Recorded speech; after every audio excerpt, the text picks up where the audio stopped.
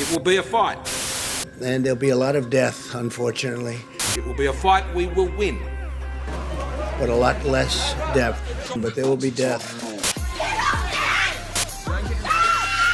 People should be actually kept out of the country for at least 28 days. America is not prepared.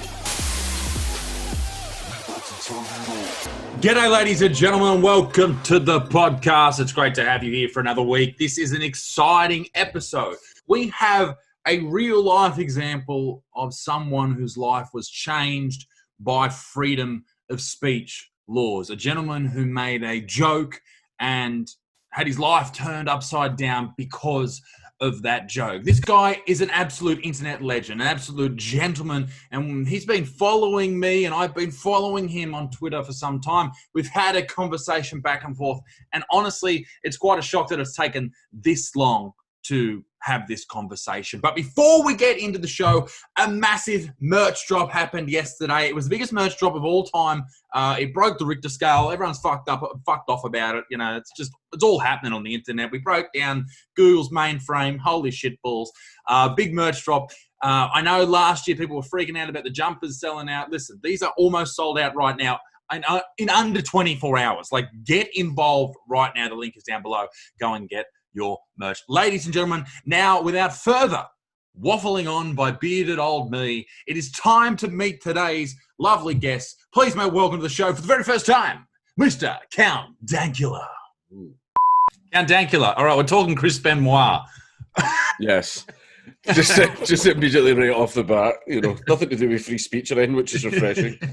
So if anyone doesn't know, Chris Benoit was a wrestler who killed his whole family and himself, a tragic event. But we're just talking about, he sent out a group message to several wrestlers and well-known people, and people have only just sort of started talking about it now.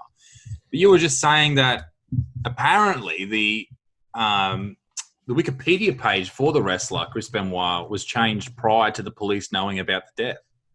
Yeah, like, apparently some people feel that it was changed. Like, see, was it he killed his family, and then what was it he did? He went out on his boat, and it was on his boat that he hung himself or something like that. Okay. Apparently, that's what I heard. He flew into a massive roid rage, to be honest. Murdered his wife and children, and then he took off in his boat, and then when he was on his boat, he hung himself. But apparently, in the time between the murders and, like, his body being discovered, like, on the boat and everything, someone had already updated his Wikipedia page saying that he had murdered his wife and kids. And it's a case of, well, who knew about it? Did someone else know about it? Or, you know, right before he hung himself, did he go, oh, you know what, before I go, better update my Wikipedia page? Was he editing it? Yeah. Like, arguing with the moderators and shit like that, and the moderators going, there's no evidence for this. It's like, bitch, I am the evidence. You want to see evidence, motherfucker? Yeah. Wow. Yeah, no, it's a big thing with the wrestling community. It's something you don't talk about. But, like, as you said, roid rage, or perhaps through the brain damage, you know, associated with, you know, his number one move was the flying or the diving headbutt off the top rope. And that was his finishing maneuver, Chris Benoit. Yeah. Well, the triple crossface or whatever you call it, plus the flying headbutt. And so, you know, obviously he wouldn't headbutt the people, but he would hit the mat, and the mat's just wood with a bit of flex in the middle and a bit of pad, just a tiny little padding on top. He hit the wood, and then his head would just wobble around. And this is what they talk about with CTE, chronic traumatic encephalopathy.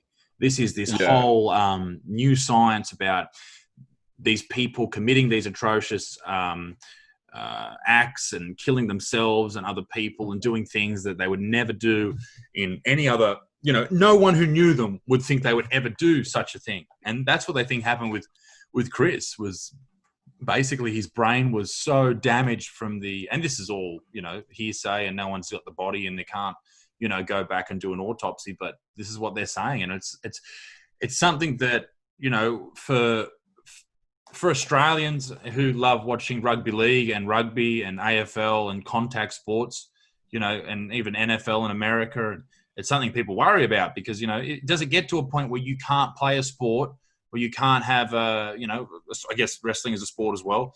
You can't do these things because there's too much risk. Like, what if Isaac loses his mind because he plays this sport for 20 years, you know? can any insurance company even cover your sport because it's too dangerous? Like, is this guy going to murder his wife and kids because he loses it? It's a scary thing. It's a really common thing among especially like American football players. Like, even though they've got the helmets on and stuff like that, I think it's the funny thing is it's not so common in rugby because people don't have the helmets on, so they're not going in for those proper brutal tackles because they don't want to hurt themselves. Whereas in American football, guys just tuck their chin into their chest and just fucking go for it. And it's bad technique. That's what it is. It's bad technique. Like I played rugby league for 17 years. And if you put your head right into someone when you're going to tackle them and you're going to if you hit their hip or you hit their head, you're going to get knocked out. You know, you play rugby league, you learn, you move your head to the side or that side or whatever you're going to do. It's the same with MMA. If you go straight into someone's hip, you could knock yourself out. You've got to make sure your head's out of the way. But with American football, as you said, helmets, it gives you this guise of you're safe. So you just go head on. Both of you get knocked out. You both get concussions. Everyone gets CTE, and everyone ends up like fucking Chris Benoit. Yeah, it's like in later life, is apparently like it starts with like they lose their cognitive functions. You know, like basic things that they could easily do before, they struggle to do with it now, and then for some reason it just stimulates that rage part of the brain where just basically people are prone to violent outbursts and stuff like that. That's why I think it's why you hear about them getting arrested in bar fights all the time after retirement, just because they're so quick to anger and so violent, and they've discovered that it was because of this. I don't think we really needed scientists to know that years and years and years of taking blows to the head's bad for you. Well, it's funny though, because you know, even when I was playing, if you get knocked out in the first half of a game, you know, your coach, your teammates want you back out there. You want to get back out there, and you might get a second concussion. You know, if you take 10 minutes off just to. And I know when I've been knocked out in the past, it's a very emotional time. Like I remember having tears rolling down my face for no reason. I wasn't hurt or upset. I was just rattled. And then you go out there and you might get concussed again. And you do that over a long period of time. There's subconcussive injuries and you're just fucked. Early onset dementia, early onset Alzheimer's. And you see, you know, even with Alzheimer patients, older people, they get aggressive, they get angry. And like, if you've got the strength of a young man who's just finished a brutal sport, you could probably do some damage with those anger issues. Yeah, definitely. I mean, obviously, like rugby players and football players tend to be like really big guys. Like Chris Benoit, he was a fucking really big guy. He's a big buff guy. I mean, children didn't stand a chance, did they? Sorry, but I mean, yeah. Like, I remember when it all went down and it was all the jokes and people were photoshopping him doing all these wrestling moves, but it was like on kids and shit like that. Even though it was horrific and everything. Like, I can remember I wasn't even that into wrestling. I was like vaguely aware of wrestling. Like, I knew the big names and stuff like that. And when I heard about like that happening, I was kind of like, no, like wrestlers are like friendly, like happy people and all that. But like when it came out, no, this is real. And it's funny to listen to. It's funny to listen to people when someone dies or a horrific accident happens or a terrorist attack or whatever. Like, you know, 9/11, people make jokes about it. I've made jokes about it. I'm sure you have as well. You see people doing that. And some people say it's a coping mechanism. Sometimes it's just a way to talk about something that everyone knows is fucking horrible, but you talk about it in that jocular way just to sort of get through the mush of sadness and horridness, if you will. I wonder how long it will be, and I'm not by any means suggesting I will ever say this, although I may say something about this on stage. How long will it be before someone makes a joke about George Floyd? Oh, it's already happened. Someone's already getting kicked out of their university for a joke that they made. And it was just, he's a university student. He just posted a tweet. People seen it, sent it to the, you know, the university staff and everything, and they're working to kick him out now. And all it was he just, and this is, they've done the same joke for Amy Winehouse. They've done the same joke for pretty much any musician that's died. And it was, congratulations to George Floyd for finally being drug-free for 1 month. Right? So, and it's like, I don't know. And it's not even an original joke. It's not an original joke. They did, like, when Amy Winehouse died, like, that was everywhere and everything. That's why, like, is it a bad taste joke, blah, blah, yeah, whatever, right? whatever you think of the joke is what you think of the joke. Does the kid deserve to be kicked out of university for it? Like, no way. It's one of those, sort of jokes where you're just like, what the fuck? People can't not make that joke. When you tell people, like, it's so obvious that someone's going to talk about it, and you make it so readily obvious that you are not allowed to say it. It's like a kid with a toy. You're like, you're not allowed to play with that toy, mate. And then someone's going to grab that fucking toy, and it just happens to be this young dude who made a dick joke, like a horrible joke, but, it doesn't hurt anyone. Fucking, yeah, it's one of those things. And it's part of this, this free speech thing where we talk about it, everyone talks about it. I'm not sure about beautiful Scotland, but Australia doesn't have any free speech laws. I'm not sure if you guys do. Oh, we've got loads of free speech laws. You can be arrested simply for offending people here.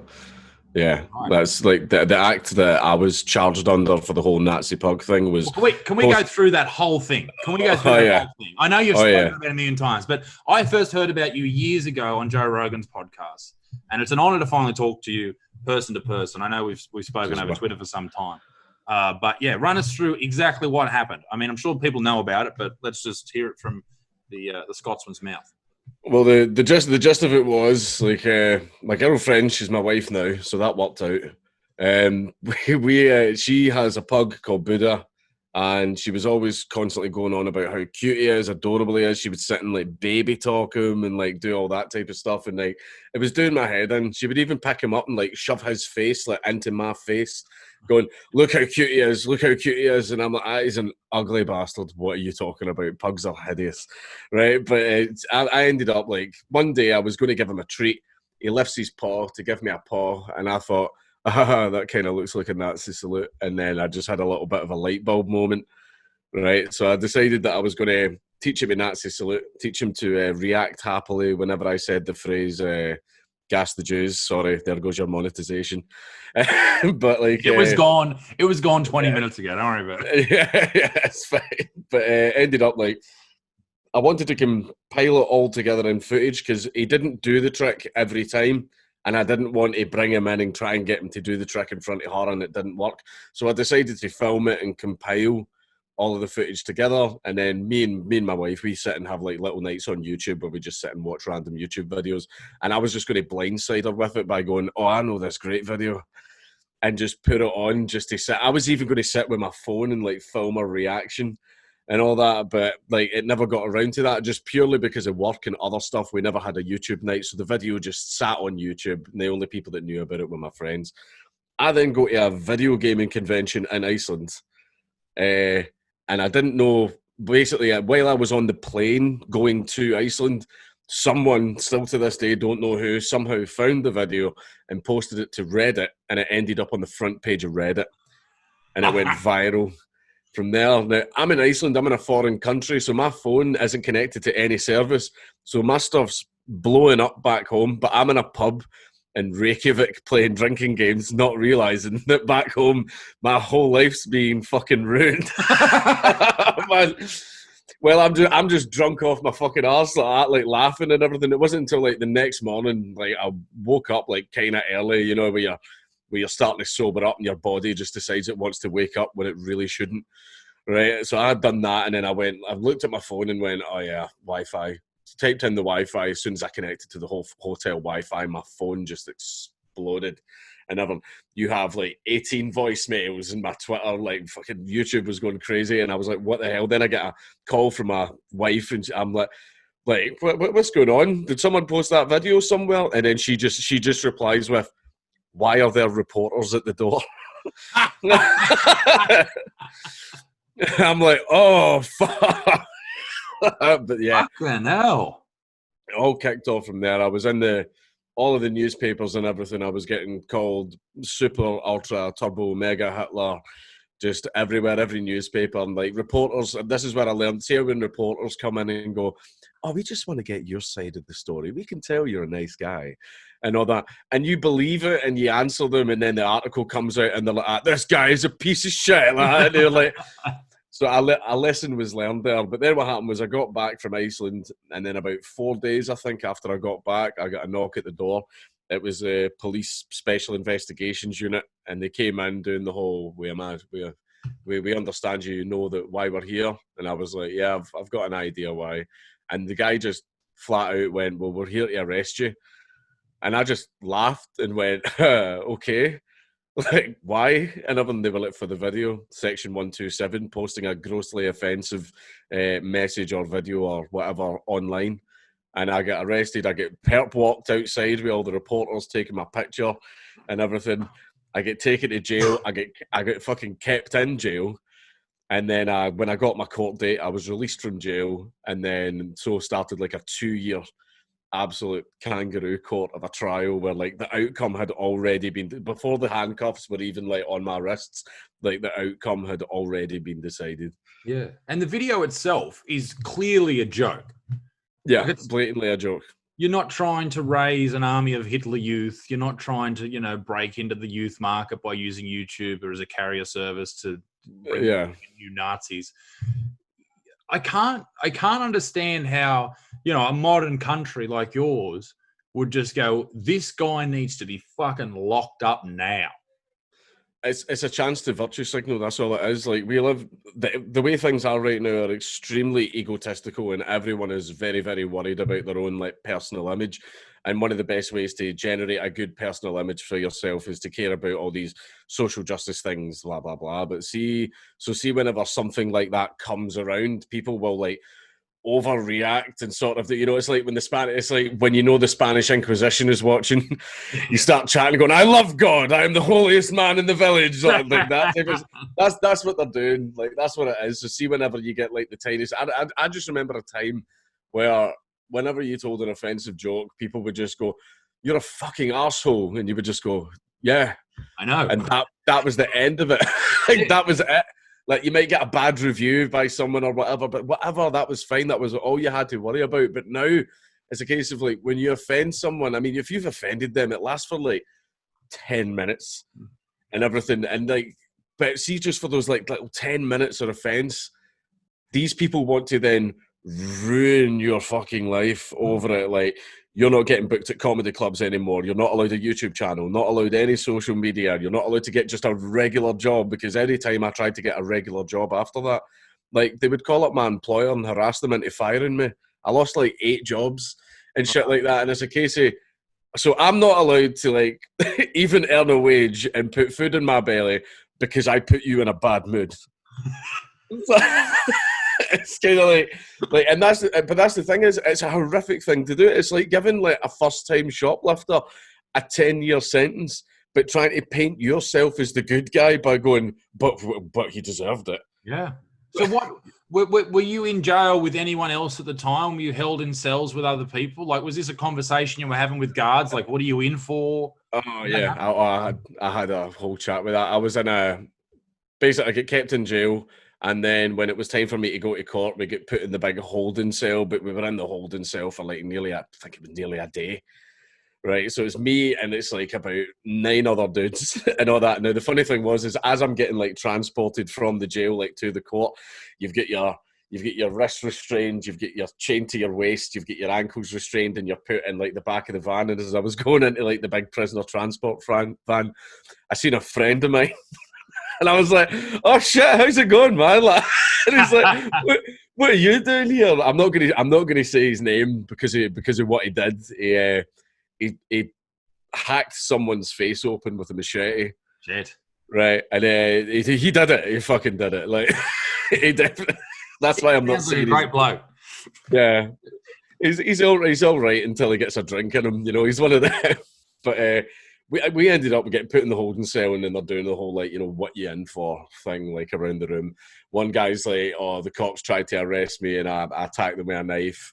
Gets to my friend, or I hacked someone with a machete." Another guy's like, "I got caught with, like, 10 weed plants, like, in my house and everything." And then it gets to me, and I'm like that. Made a video, and my dog lifted its paw and everything, and a bunch of the other prisoners laughed and pure went, "That was you?" And I was like, "Yeah, that was me." And I'm easily like the biggest pussy in the room. I'm just like, easily the biggest pussy in the room, but everyone laughed at it, luckily. But my friend who was sitting next to me leaned in and went, See, if you do go to jail, don't tell people that because they will kick your shit in. Yeah. And I was like, all right, okay. Another funny thing was there was a younger boy, quite a young guy. He was probably about like 19, 20. Like he's just sort of sitting on the floor and he just sort of pipes up going, see if it's your first offence. What happens? And we were like, usually you just get like a little slap in the wrist if it's your first offence. The judge just tries to scare you straight and send you on your way. And then we went, oh, well depends what you did though. Like, what did you do? And he went, oh, I got caught with a kilo of coke in my house, and we all started laughing, going, no, you're going away. You're going away. And we're laughing at him, but then we just see the colour drain from the kid's face, and he just stares down at the floor, realising he's fucked, and we're trying to be nice, going, well, maybe not. You know, if you've got a good lawyer. And nah, he's fucked. He's absolutely fucked. I mean, I've had nothing similar to that happen, but I've had the outrage from the Jewish community after a joke I told in Melbourne. It wasn't even about... Your response to that was the greatest one that I have ever seen. Thank you. It's like, what was it? If you can't take the heat, get out of the oven. I can't remember what I said. That was a hanger. See, I was sitting there after what happened to me. My balls were cut off, and I was dead timid. I was dead shy. See, when I seen you do that, I was sitting watching it, going, "Fuck, that's what I should have done."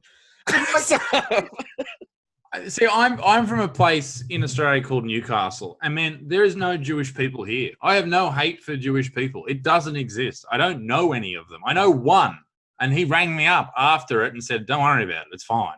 Like, it was just, it was a joke about vegans, and then the stand the heat in the oven stuff, which is actually in my next special that's coming out. That actually was rejected by a large. That was passed on by a large streaming service because it was too offensive for the current climate. So, whatever.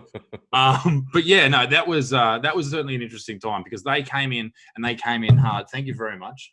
Second beer, hooray! Thank you, Al. And yeah, so that was an interesting moment for me because all of these and obviously nothing like yours, but all of these newspapers are hitting me up saying, you need to comment on this by 2:00 or we're running the store. I was like, no, you don't dictate the terms. All right. I'll release the video and that's when the fucking story is told. You know, you can say whatever you want because the thing that I found hilarious about it was the person who reported on it the first time was the crime reporter for the Herald Sun in Melbourne. Like the fucking crime reporter was reporting on a joke. And this isn't, it isn't just you or myself. There's another dude in Canada who told a joke, I think about an autistic lesbian or something, and he ended up paying $80,000 or he's got to pay $80,000, something crazy. Is that Mike Ward in Canada?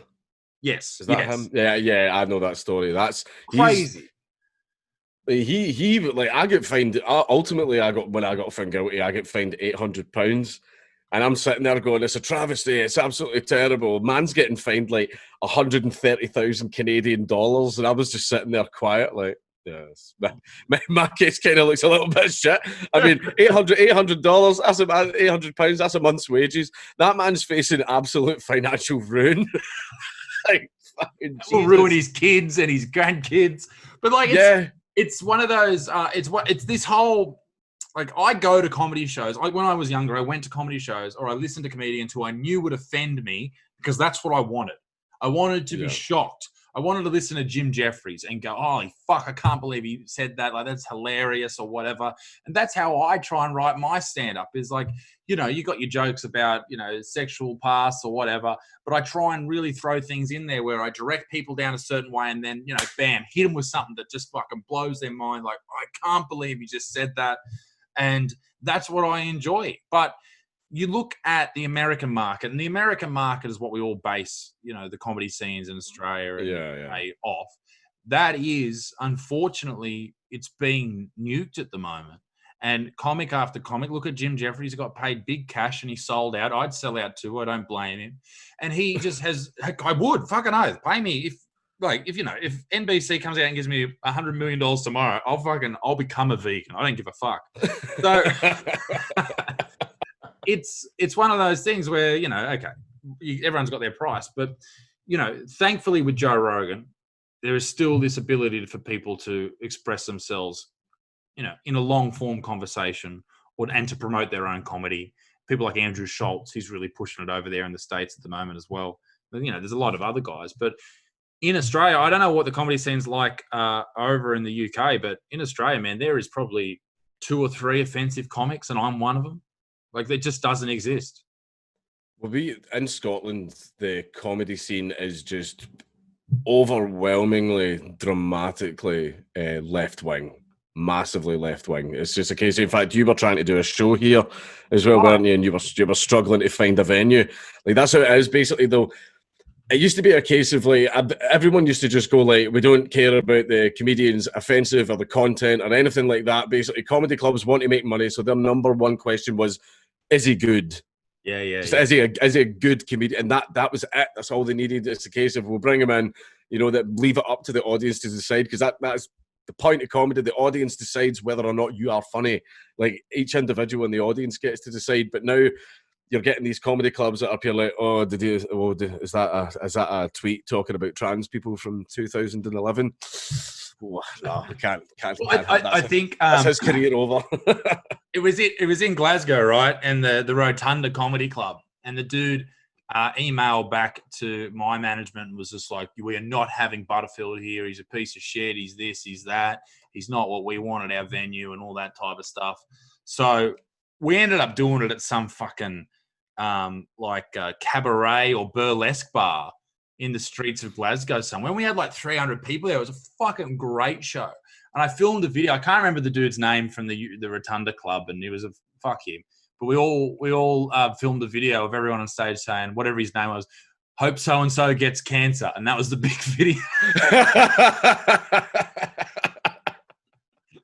Because fuck that guy. Like, man, the whole thing was he was a cyclist. And I made fun of him. That was it. Yeah. That was literally it. Like, and I loved the Scottish crowds, and in the UK, it was fucking awesome. Like, the Edinburgh was my favorite town I visited over in Europe. I just loved it. Glasgow was raining. That gave me the shits because I got wet from the train station to my hotel because it was too close to get an Uber, but too far to walk, and we just got fucking soaked. So I had the shits with Glasgow straight off the bat. But the pubs and shit, man, there, it's a perfect place. But it's such a shame, like, with the Scottish sense of humour, it's such a shame that is how the comedy scene's going.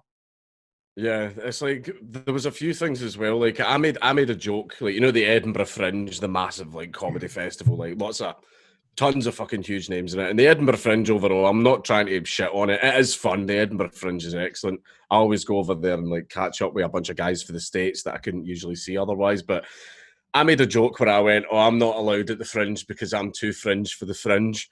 And people kicked off going, we've not given any ban whatsoever on Count Dankula. And I had to come out and go, no, I was joking. I was telling a joke. Don't worry, it's fine. And then I went, but now that you're talking to me, is it possible for me to get booked anywhere? And they were like, no. I was like, so what the fuck then? What the fuck? Like, honestly, the cancer culture mob, they went after me at the Melbourne thing with the Jewish situation. And the Melbourne Comedy Festival, I was shocked. I thought, we played it in our own minds too, like my team. We said, right, they're going to cancel us, which is going to be great. We're going to fire up. We're going to fire everyone up. We're going to do massive shows, and it's going to be a big fuck you to the festival. But the Melbourne Comedy Festival come up and said, we do not censor our artists at all. Mr. Butterfield can say whatever he likes. It's got no bearing on us. And I was like, well, thanks. That's awesome. But also, like, help me sell some tickets. Cancel me, for fuck's sake. Oh, yeah. No, that's the thing is, it's weird, like, getting cancelled all the time. Like, it generates more interest in you. The only problem is when it comes to what venues you can do, you're very limited. Like, there's only, whenever we want to do, like, any of our, like, own shows, we need to, like, find a venue. We need to, like, find a venue, and it's, like, really difficult because we've had loads of guys who just hear, oh, comedy night, that sounds lovely. And then what will happen is they'll Google us online and go, see all the articles, lying about us, and they'll go, oh my God, wait a minute. And then they'll kick us out. But do you want to know the best people? The absolute, like, best people to, like, get venues booked with? Polish people don't give a fuck. Yeah, right. They don't care. We've performed at a bunch of Polish centres and everything, and right. they had Antifa, like, threatening them, and there was one where the Polish guy was just screaming at them down the phone, going, "You fucking come down here, then I'll kick your fucking teeth in." Oh shit, man! And we were like, "Holy shit, man!" But they ended up like, see, when we performed, like we spent the whole time we were shitting on communists, shitting on Nazis, and if there's two things that Polish people absolutely fucking hate, it's communists and Nazis. They loved it. They fucking loved it. We had like the staff just coming in to watch the show and clapping and everything, and they were even saying like, "Oh, we fucking hope you come back next time you do a show, book in here again." Polish people. So see if you ever come and you need a show and you're worried about Polish people who go, "Oh, fuck, man." I think that's their attitude in every Polish club in Australia too. They're just like, "Yeah, fuck it, come in. All right, we just need some fucking people to buy drinks here." But yeah, man, I had such a great time in Scotland. It's a fucking great place. I'm going to spend a bit more time next time I'm there up north, and I don't know, just sort of check out the Highlands. From what I hear, it's very fucking nice up there to drive around. I don't know. Oh, excellent. Yeah. All right. Highlands are stunning. It's an absolutely stunning, beautiful place. Bring fishing rods and all that, because there's tons of locks and beautiful stuff. It's just that you need to be, basically, if you're not allowed to fish on private land, so if you see anyone approaching you, just run. that's what I did. That was the only regret from my Europe trip last year, was everything was too rushed. Like I had 4 weeks, but we had like 12 shows, and so every day you're moving and shit. But man, just for me to get over there and do shows like in the places where, you know, my family are half Irish and half Scottish, so to go and see those places and historical sites, like I didn't think I'd ever do that, and it was only thanks to YouTube that I got the opportunity to do that. Like if I didn't start YouTube, I would have just been some open mic comic still, you know, because they don't need another white guy in Australia. They won't pick him to be on the telly, because that's what you have to be here in this country. Is you have to be on a particular television station for the Melbourne International Comedy Festival show, the gala or whatever they have. They televise it, and if you're not in a particular management circle, you won't be picked, and you won't be picked in that management circle unless you're this color, this sexual orientation, all this type of shit. So you have to pick the mold. And I don't know if it's the same for you guys, but comics here are looked down upon if you are trying to pursue an online career as well, to push your brand or your person or your shows. Yeah, we've got a bit of that here. Whenever someone, like, you get some guys in the comedy world, there are guys in the comedy world who just got the old school thing, like the really old school, like basic definition of, do you make people laugh? Do you enjoy it? You're a comedian.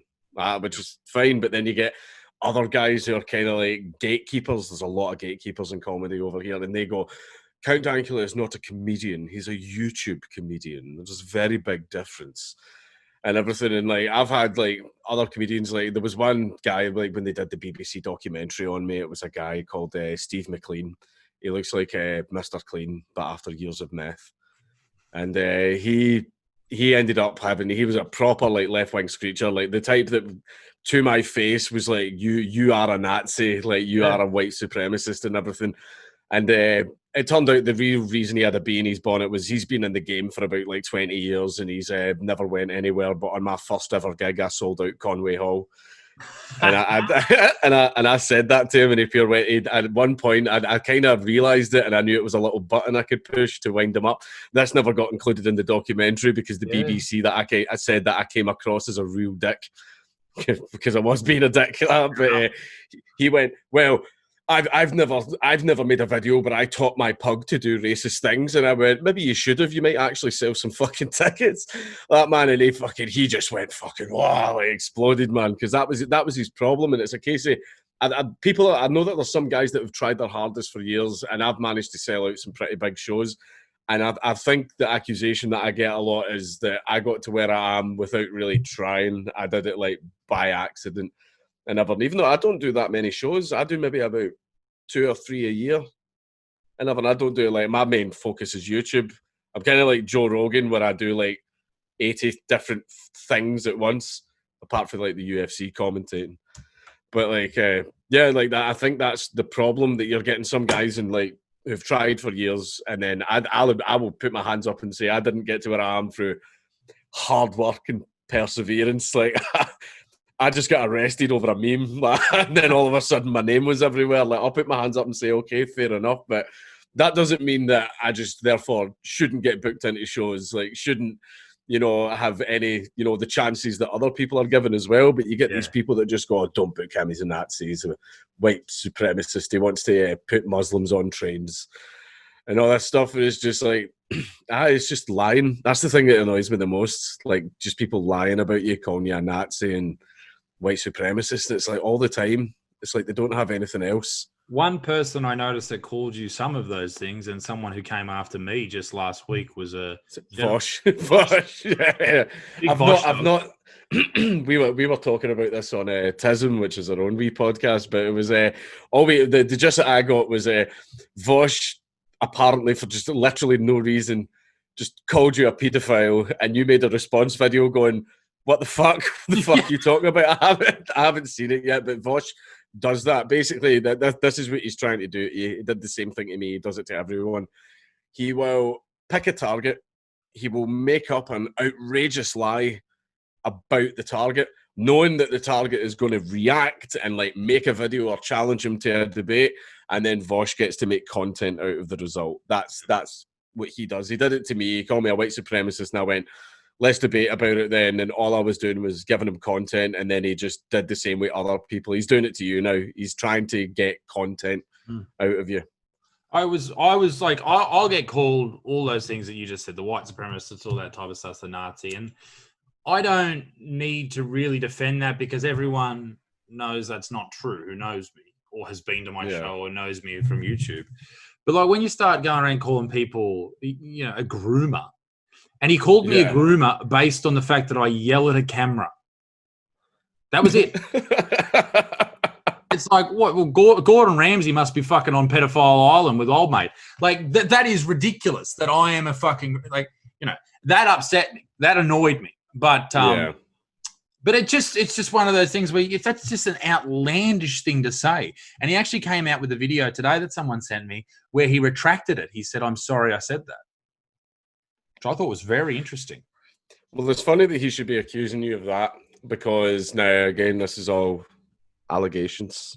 All alleged. We don't know what we're talking about.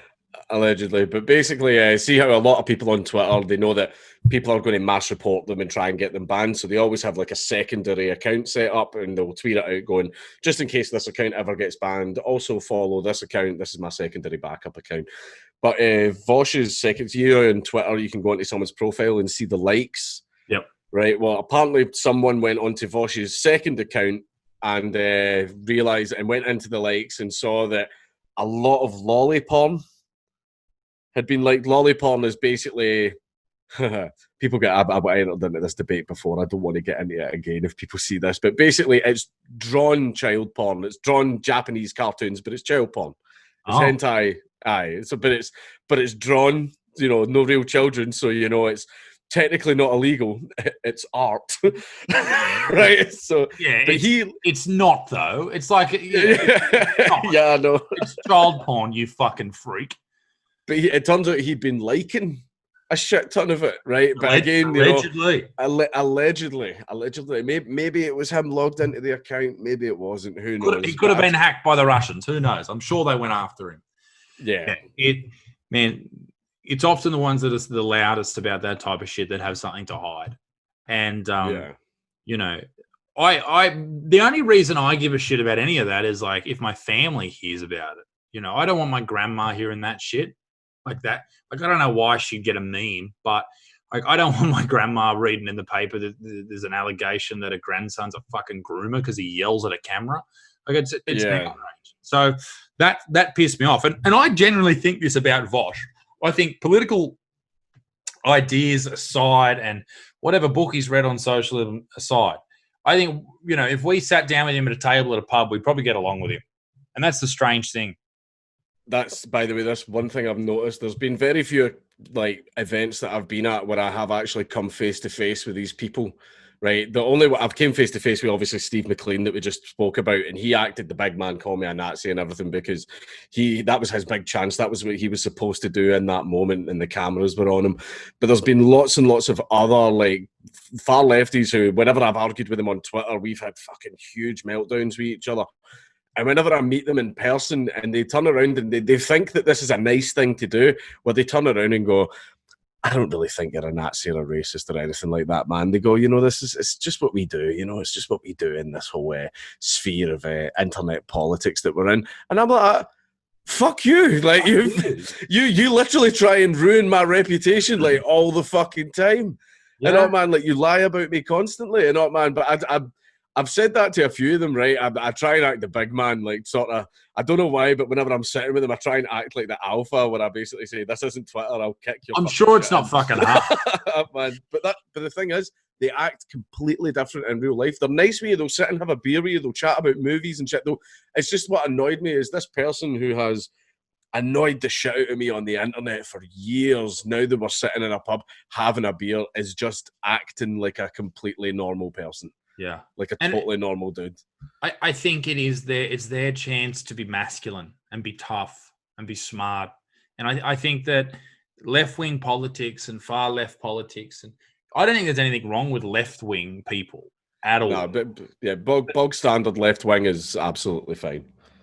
But far left people, the people who you see screaming on Twitter constantly. Now, I said this today on a live stream. On Twitter, I follow probably about 20% of people I actually like, and the other 80% are just people who I'm looking for content off. Like, that's all I do. And these people, it's crazy to think that these people exist, but they do. And these people, these guys, these young guys particularly, or maybe even old, between, let's say, 20 to 40, they are weak men. And that is something that is so common amongst left-wing politics and people who are obsessed with it. They are just weak people. And I don't know where these people come from. Like, I spend my time around comedians who I'm friends with, MMA fighters who I train with, or my family. And none of those people are weak people. They're all fucking, they're all strong-minded, strong-willed people. And these guys who go around calling you a Nazi, me a Nazi, a white supremacist, based on nothing, based on the fact that we slightly disagree with something they think in their mind is absolutely perfection and is law and is doctrine, because they read a fucking another tweet from David Hogg about it. They think that is the reality. And then they go hard after people like you or me based on absolutely nothing. And that's why I genuinely think people like us will outlast all these Twitter freaks. Because I know. That's the thing, is there has been a dramatic shift coming, like, already. There is people, like, basically people are see, one thing that I do all the time, which I think is the most effective method, is pointing out their hypocrisy. See, if you point the hypocrisy out all the time, that honestly drags so many people away from them, because nobody wants to be seen as like that. And it's like the left wingers go, oh, can't have like edgy jokes, can't have offensive jokes, can't have edgy humor. And the best thing to call them out on is where you go, how do you feel about gangster rap and violent video games? Oh, that's fine. I was like, but doesn't gangster rap cause crime? And doesn't violent video games cause violence? Well, then how do, like, apparently spicy jokes cause fascism then? And they get people that literally cite these studies going, oh, well, as we can see here, a university professor found out that if you joke about something enough, people think it's an agreeable thing to joke about. And I'm like, yeah, joke about. Like, I'll admit, I laugh at racist jokes. I find racist jokes and stuff like that funny. But if someone turns around to me and goes, oh, yeah, so we should kill all the black people then, I'd be like, whoa, hold on, dude. We're just joking, man. We're just having a laugh. You calm the fuck down. Like, that's the thing, is people seem to, it's poison in the well. It's lying about information, and it's a misinformation campaign against people like you and me, because we preach things like freedom of speech, individual values, liberty, and all that stuff, and see what the far left want. That is antithetical to what they want. They don't like freedom. They don't like those things. So anybody that preaches freedom, even if they're not a Nazi, they'll try and destroy that person's reputation and therefore damage their, advocation for freedom by branding them as a Nazi to everyone else. And basically go, no, we're the good guys. Yeah. It says, see here, it says anti-fascist. If you're against us, then that means you're a fascist. That's what I had that conversation with my dad yesterday, because he hasn't really been following the whole Antifa stuff. We were talking about it, and I because I put that Vosh video up, and then I had some Antifa guys going at me in comment sections and stuff. And when someone like says something against me in a comment section, I block them immediately. Some kid said to me today that my thumbnail looked shit last week or whatever it was, and I blocked him. I was like, "Fuck you! You don't get to see my thumbnails now, you little bitch." But I blocked this guy on like Facebook because he kept commenting on all the things with this fucking meme, and then on Twitter, and then on Instagram, and then I went to his page and he was like going, "Yes, this free speech advocate has blocked me so much for free speech." I was like, "No, I just don't want to look at your fucking shit meme, you little." I nearly said something shit terrible I'd get fucking banned for, but you little you naughty boy, you know. So anyway, it is what I was saying to my dad was, you know, Antifa, by their definition, are great people. Yeah. Anti-fascist, wonderful. But their definition changes dramatically when they get involved in any social problem or thought. And it becomes this war against anyone who will speak up against anything that they slightly believe. It is this cultural Marxist ideology that is just so just it's reprehensible against everything that people rationally believe. Yeah. And I don't know. I sit back and I watch America now, and I'm just like, fuck, man. What's going on? They try and sort of get around it by saying, "Oh, we are the anti-fascists. If you are against us, then it means you are in favour of fascism." Right now, this is the thing is, I would go as far as to say, like, 90% of all of the activism that Antifa does is not. You see how actual fascists, like actual genuine, like Nazis, like that type of thing. About 10% of their actual activism goes toward people like that, because Nazis are nowhere near as numerous as Antifa would lead you to believe. All the rest of their activism is just basically against people that disagree with them. And by the way, Antifa even goes after like left-wingers, like left-wing people, your bog standard left-wingers. See how liberals, ask Antifa how they feel about liberals. You're not progressive enough. Yeah, exactly. Basically, like, it's not enough for you to be left-wing. You need to be their kind of left-wing.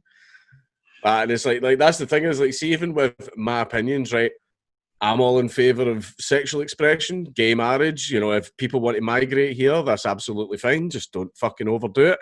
You know, like, if someone's a different colour or ethnicity, I don't give a shit. Just don't be an arsehole. That's my only rule. You don't want me to treat you like an arsehole, then just don't act like an arsehole. That's my only rule. And see, despite all of that, it's like the thing is, I advocate for literally a lot less government, a much, much, much smaller government, a much weaker government that we can hold to account. And people go, "You're a fascist." I'm like, that's literally the opposite of fascism. That's like, fascism is where the government is like God. Yeah. Right? You literally can't fart without their say so. I'm like, I want almost no government, and everyone's like, "You're a fascist." I'm like, how? You know, man, that's like me devouring an entire cow in a sitting and someone calling me a vegan. It doesn't make any fucking sense. You know, man, that's why they just lie. It's almost like a compulsion for them. They can't win honestly, so they have to lie, and in Antifa's case, also use violence. We'll look at the city of Chaz in Seattle in Washington in America. They are a autonomous state, built by the Black Lives Matter movement, but run by Antifa and guarded by Antifa. In that area, however big it happens to be, if that's not a fascist state, then what is? They are told what they can think. They are told what they can do. They're blocked in. You got to go through checkpoints. Like, hello. We were laughing about it as well, when it was like they obviously have their checkpoints where they control who can and cannot get in. And they were basically saying they were banning people from getting in that were of a different political persuasion from them. And I was like, so hold on, right? You're all open borders and all that, you know, no more countries, no more borders, no more walls. And I'm like, but you have an immigration checkpoint. But your immigration checkpoint is so extreme that you don't judge based on where a person's from or anything like that. You judge them based on what they think. Yeah. You literally have the most right-wing immigration system in the world. You take it a whole extra step. That whole area of Chaz is a novel written by George Orwell. It's hilarious. Did you see their garden? Oh, Yeah. I love that. The little plants just bent over and dying, and it just says under it, "If only you knew how bad things really were." And it's just, there was like, someone tried to set up a GoFundMe for that plant. You know, man, they said that they were going to hire the A-team to go in and rescue it. Oh, it's just the fact is, what was it? After 2 days, they ran out of food. They ran out of food after 2 days. Then they got a bunch of supplies. Then all of the homeless people in the Chaz like stole all of the supplies and ran off with it. It came out that one of the biggest organisers got me too'd. One of the organisers of the Chaz got me too'd. Then you had that, was his name, Raz the Warlord, who was in charge of it. And that was the thing, is they're like, this is a protest for George Floyd and police brutality. They were going around beating the shit out of people just for spray painting. It's like, you've literally become worse. It's literally become worse. Like, I think they just saw Mad Max and thought, how cool would it be? That'll do. But this is what happens when regular people take control of the streets. Just anarchy ensues. That's why the police are there. And there is no doubt there has been, severe racism in America and in most countries. And that's just, it's not a good thing, and it's not something I subscribe to or you subscribe to, but it exists, unfortunately. But to go out there and say that, every single police officer goes out every day trying to think differently or act differently around African-American people, I think is disingenuous. And it is also just so bad for the segregation of communities. I talk about this a lot, it's men versus women, black versus white, gay versus straight, every day. Yeah. Particularly on the internet. That's all it is. It's trans versus normal body parts or whatever you can call them. Every single day, it's dividing people. And is it that whole divide and conquer method? Is that what's happening? Yeah, I believe it is. The funniest thing is basically social justice in itself with their whole intersectionality thing. They literally divide people into groups, like based on their parts of their identity. And then they dictate that certain groups should get certain treatment, and this group has it too good, so this other group needs to get brought up. And it's all this. It's dividing people into groups and then doing social engineering on them, even though, like, by dividing them into groups and treating them differently, you are doing the opposite. Like, that's why when everyone says, oh, the black community, the trans community, the gay community, I just call them the community. I thought that was fine. Yeah, exactly. And it's like, I don't like dividing people up into groups. Like, you see how you get everybody saying, oh, trans rights, you need to say trans rights. Can I get a trans rights in the chat? I just say rights. And everyone goes, human rights, if you're human, you get the rights. Last time I checked, trans people were human. Right? Maybe not. I'm not a scientist. Hey, I'm not touching that. But like, it only exists on social media too. Like, you can't go down your local shops, and if there's a black person that walks past and you say, hey, all the power to you, brother, like, you're probably going to get punched in the face. If there's a trans person there and you say, oh, I respect you for being trans, they're going to go, I'm not fucking trans. How dare you? I've just got a bit of stubble. Leave me alone. Like, people don't want to have those discussions. I've made a lot of videos on trans people, and none of them attacking them as their ideology and what they want in life. If you want to be trans, you do it, baby. Go for it. But when you start affecting other people, that's where I take issue. But most trans people, I have emails from people who say to me, listen, dude, all I want to do is just live my life. I don't want to affect anyone else. I've had this problem where I feel like I'm in the wrong body, or I'm polyamorous, or I'm this, a pansexual like Vosh, whatever you want to be. Like, no one gives a fuck, dude. Stop being so up yourself that you think people care. Everyone's got problems. You're dealing with fucking getting arrested because of your pug. I'm going bald. We've got issues that we need to deal with. But that's just the thing, is now this is where the biggest sort of misunderstanding for them comes, right? I support freedom of speech, even if a person wants to say like horrible and mean things or racist things and everything. And everyone's like, oh, that infringes on the rights of people, that infringes on gay people, black people, etc., etc. Now, rights at the moment are pretty equal. Like, maybe not in the way the cops enforce it. For example, if I call a black guy the N-word, I'm getting taken away and sent to jail. If a black guy calls me a cracker, the cops probably won't give a shit. But I don't care if he calls me a cracker. I don't care. But the fact is, people seem to think that social justice means that like they have the ability to do things. They can get jobs, they can get married, they can do all the type of things that other people could do.